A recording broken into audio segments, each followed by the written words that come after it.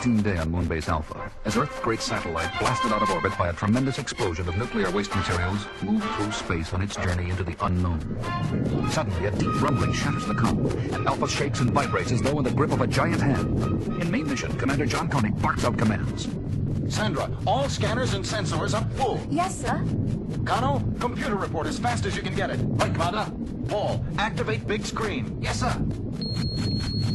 What's happening, John? I don't know, Victor, but the way this place is shaking, we better find out fast. Commander, on the big screen, look. Phew.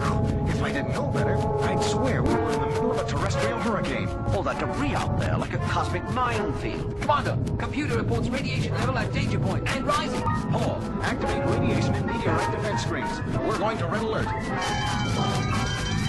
Seal all bulkheads. Damage units and medical, stand by. The storm builds to a ferocious climax, with sound levels beyond the limits of human endurance. And suddenly, all personnel black out and fall to the floor, oblivious to the fury raging around them. And then, just as suddenly, and one by one they revive as the moon emerges from the turbulence. Sandra, get damage reports from all sections.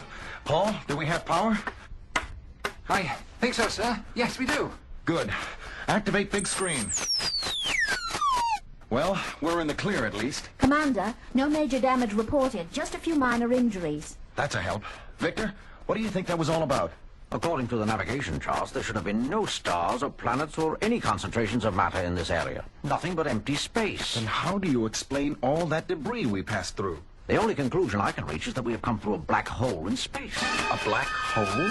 But wouldn't that have drawn us into a dying star and incinerated us? Not if we passed through the outer fringes only and came within the gravitation field of another star, which... Commander, a new contact. Paul, bring it in on the big screen. A planet. A big one. Kano, computer readout. Diameter 7926 miles at equator. Atmosphere breathable. Cloud cover H2O. Surface temperatures compatible with human existence. John, look at that cloud cover, broken by patches of blue. The general configuration, could it possibly be? Commander, I get life signs. Commander, I don't believe it. That planet, it's ours. There's no mistake, John. It is. It's the Earth. The Earth! Oh, we're home! It sure looks like the Earth, but there's something strange about all this. Alan, get Eagle 1 ready. We're going down and take a closer look. Within the hour, Eagle 1 is headed toward the planet with a landing party headed by John Koenig. Still no response to our call, Helena? No, John, nothing. Strange. They didn't answer our calls from main mission either. Every instrument reading and visual sighting confirms that this is our Earth, but we get no radio communication or any other sign of the civilization we knew. But we do get unmistakable life signs. Cloud cover very heavy, Commander. But there's a break right over there, 3 o'clock. Looks like a good landing area below it. Time we got some answers. Set her down, Alan. Landing on a hilltop on the surface, they step out of the Eagle, leaving Alan inside, and find themselves overlooking a veritable Garden of Eden. Green valleys and cool waters ringed in by a circle of mountains that shut out a hostile, unseen world beyond. And look, John, shepherds tending their flock. Women carrying water from the well. Look at the robes they're wearing. It's as though we... Yeah, I know. As though we had stepped back thousands of years in I time. think that's exactly what we have done, John. What do you mean? According to computer readings I made on board Alpha, and every calculation I've come up with since, we are back at or near the beginning of time. The Old Testament year 3347 BC. Ridiculous, Victor. There must be some mistake. Maybe the storm threw the computer off kilter. No mistake, John. Somehow we must have passed through a time warp in space when we passed through the black hole. We have returned to the Earth of biblical times. Incredible. Koenig here. What's up, Alan? Our onboard instrumentation seems to have gone haywire, Commander. What's wrong? Computer says it's the year 3347 BC. Computer is right, Alan. You're kidding, Commander. It's no joke, Alan. Keep an eye on the instrument readings and let us know if anything else unusual shows up. We're going down into the land of Canaan. They certainly seem to be a happy, carefree lot. I wonder if this is a celebration day of some kind, or do they always live it up like this? Victor, how's your knowledge of the language? Fortunately, I've brought along something I've been working on for years. I call it the conmulator. Looks like a modified comla. Exactly. I've built in a miniature computer which is programmed not only to translate what is said to us, but translate what we say into any language instantaneously. Look, that bearded old man haranguing the crowd over there. Let's see if we can understand him. You have sinned in the eyes of the Lord. If you do not turn away from the path of evil and repent, then will he surely destroy you. It works. We can understand everything. Go tell it to the sheep and camels and the elephants, you crazy old coot. Maybe you'll get them to repent. The Lord will send down rain for 40 days and 40 nights, and every living thing will be destroyed. It hasn't rained for 6 months, and there's not a cloud to be seen in the sky. Sinners! Blasphemers! You have been warned. I can do no more. Yes, you can. You and your sons can go sail your crazy boat up over the mountaintop. Good Lord. You know who that old man is? It's Noah.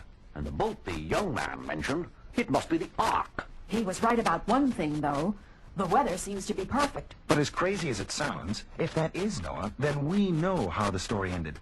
I wonder, is the Earth going to get a second chance?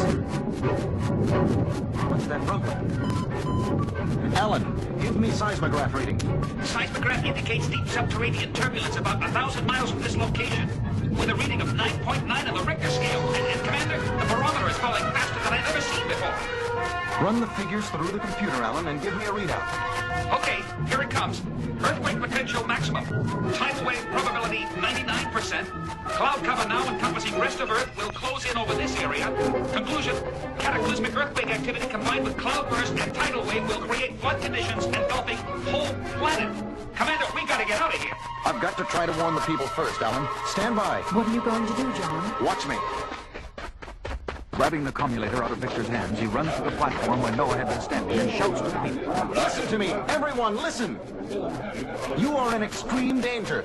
There is going to be a flood. You will all be drowned unless you go up to the mountains now. Don't listen to that stranger. He's as crazy as old Noah. Just look at the crazy way he's dressed. But I can prove what I say. I have scientific evidence. Yeah. Come on, John, it's no use. They won't listen to you any more than they listen to Noah. What a frustrating feeling to know the tragedy about to happen and not to be able to do a thing about it. How can you change history that has already been recorded? Yeah, I guess you're right. Let's get back to the Eagle. They reach the Eagle, look back one last time, and climb in just as a tremendous rumbling shakes the earth and ominous clouds close in. Hurry, Commander. Okay, Alan, take her up. A couple of minutes more, we never would have made it off the ground, Commander. Yeah, I know. Give it everything, Alan. Eagle 1 calling main mission. Eagle 1 calling main mission. Do you copy? Main mission. Got you, Eagle 1. You had us worried. Paul, what readings do you get on the planet? Visual sighting 0. Seismograph and barometric readings indicate extreme turbulence on planet's surface. Unable to get life sign readings. Commander, can anyone survive through all that? From personal observation, we can't answer that. But feel that at least one man and his family have a chance. What about us, Commander? Will we be going home? No way, Paul. Given our moon's trajectory, the Earth will be far beyond Eagle range at the end of the 40 days and 40 nights that storm is going to last. 40 days and 40 nights? Where did you get those figures, Commander? Not even our main computer banks can predict that accurately. Just read the Bible, Paul. Read the Bible. A few days later, in main mission. It was an extraordinary experience, John. But heartbreaking to be so close, and yet so far. Commander, Yes, Sandra. computer, it's going berserk. Look, The date readings. Years clicking past like seconds. it started at 3347 BC, but look at it. It stopped. The year is 2002 AD, where we were before the whole thing began. Victor, any explanation? Well, I can just give you an educated guess. As we traveled farther and farther away from the area of the black hole, we may have returned through the time warp in space into our own era. Or were we all just the victims of a mass hallucination, brought on by the mind-twisting forces set loose in the pressures of a space storm? We may never know, but whatever it was good to have been home again, even if just for a few hours.